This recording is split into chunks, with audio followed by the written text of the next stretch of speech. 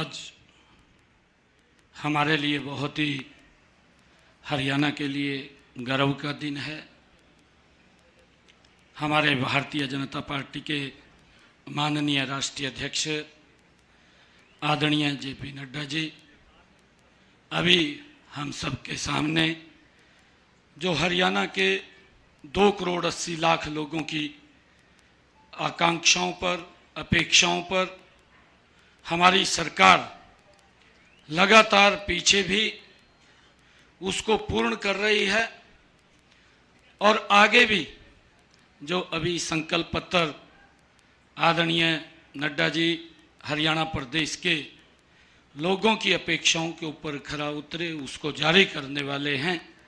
मैं आज इस रोहतक की भूमि पर आदरणीय नड्डा जी का बहुत बहुत स्वागत करता हूं और सभी हमारे पार्टी के सीनियर लीडरशिप, सभी केंद्रीय मंत्री, सभी हमारे पार्टी के प्रमुख पदाधिकारी, हमारे प्रभारीगण, मित्रों, आज जो मैनिफेस्टो आदरणीय संकल्प पत्र नड्डा जी जारी करेंगे, ये हमारे लिए कोई चुनावी या घोषणा नहीं है।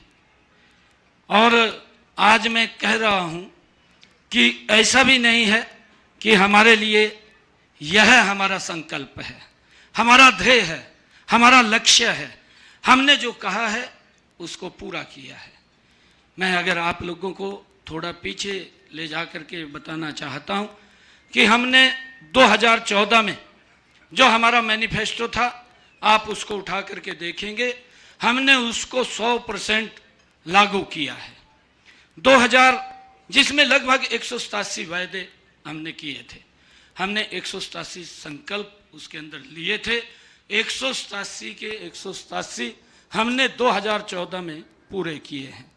हमने 2019 का अगर मैनिफेस्टो हम देखें, उसमें भी हमने लगभग 265 लोगों से जो उनके सुझाव आए थे उसके ऊपर संकल्प लिया था।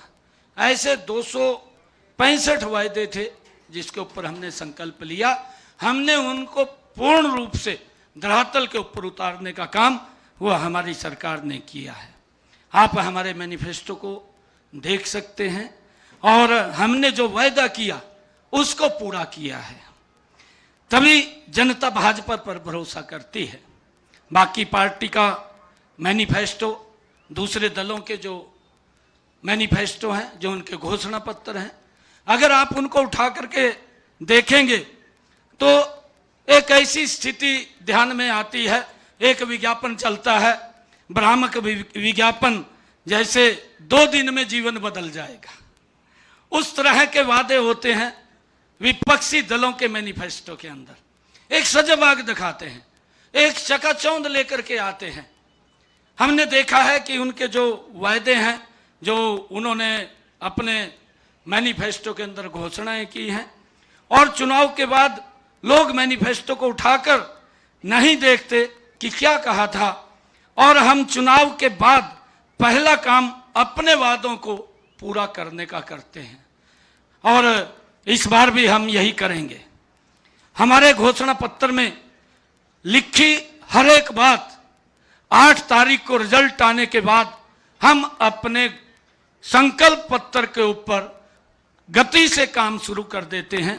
और इसका उदाहरण आप देखेंगे कि जो वायदा हमने किया इस घोषणा पत्र से पहले ही कर दिया, और अपने हरियाणा के युवाओं से भी हमने ये बात कही है कि अभी तो घोषणा पत्र भी नहीं, वो आज जारी हो रहा है। हमने जो हमारे 24,000 युवा साथी थे जिनका रिजल्ट रोक दिया गया, वो कांग्रेस के भर्ती रोको गए जो हुड्डा साहब के द्वारा प्रायोजित है। 24,000 युवाओं की भर्ती को वो रोक दिया गया, और हमने ये संकल्प लिया है कि हम इन 24,000 युवाओं को पहले ज्वाइनिंग लेटर देंगे और बाद में हम शपथ लेंगे, क्योंकि हमारी जो पार्टी, हमारी सरकार है, युवाओं के साथ हम मजबूती से खड़े हैं, उनके साथ कोई समझौता हम नहीं करते हैं। हमने जो वायदे किए थे उन वायदों को पूरा करना हमारी सरकार का प्रथम दायित्व है। कांग्रेस अपने झूठे वादों और उन वादों के वजन में ही उसकी दलदल में फंस जाती है। यह बात आज आप नोट कर लीजिए। जनता त्रस्त है कांग्रेस के इन सेक्स चिल्ली बातों से और झूठे वादों से। हिमाचल से, तेलंगाना से, कर्नाटक से कांग्रेस की सरकार से लोग ऊब चुके हैं। हरियाणा की जनता सच और सही के साथ है और भाजपा जो कहती है उसको पूरा करती है। कांग्रेस ने जिस प्रकार के वायदे किए हैं, कांग्रेस ने कहा कि खटाखट और टकाटक की जो कांग्रेस की जुगलबंदी है, भारतीय जनता पार्टी उसमें विश्वास नहीं करती है। मैं आज आप लोगों को इस बात के लिए बताना चाहूँगा कि 8 तारीख को जब रिजल्ट आने के बाद आप मैनिफेस्टो को अपने पास रख लेना और टिक लगाते जाना कि जो वायदे पूरे हो जाएंगे। मैं फिर आपसे इसके बाद मिलूंगा कि हमारी सरकार कितनी गति से अपने वायदों के ऊपर पूरा करती है। मैं आज आदरणीय जगत प्रकाश जी नड्डा, हरियाणा के जो हमारे 2 करोड़ 80 लाख लोगों की तरफ से जो सुझाव हमारे इस संकल्प पत्र में आए हैं, उनको आज यहाँ पर जारी करेंगे और हम ये पूर्ण विश्वास के साथ कि जो संकल्प भारतीय जनता पार्टी लेती है उस संकल्प को 100% पूरा करती है। कांग्रेस ने हमेशा देश के लोगों के साथ, प्रदेश के लोगों के साथ वायदे तो किए हैं, परंतु उन वादों को घोषणा में ही रह गए हैं, पूरा नहीं हुए हैं और लोग आज उनकी असलियत को जान चुके हैं। और हमारा जो वायदा है वो वायदा जनता के साथ है। जनता के साथ मिलकर के उसको पूरा करने की जिम्मेवारी हमारी है। मैं आज इस अवसर के ऊपर आदरणीय नड्डा जी को आज संकल्प पत्र हरियाणा की जनता की अपेक्षाओं के ऊपर आज जारी कर रहे हैं। मैं नड्डा जी का धन्यवाद करता हूं और हरियाणा की जनता को मैं बहुत बहुत बधाई देता हूं कि जो हमारा संकल्प पत्र है उसको पूरा करने की जिम्मेवारी हमारी है। आदरणीय प्रधानमंत्री जी ने जो शब्द कहा था, ज्ञान, हमारा जो संकल्प पत्र है उस बात के ऊपर वो 100% मजबूती से उतरेगा।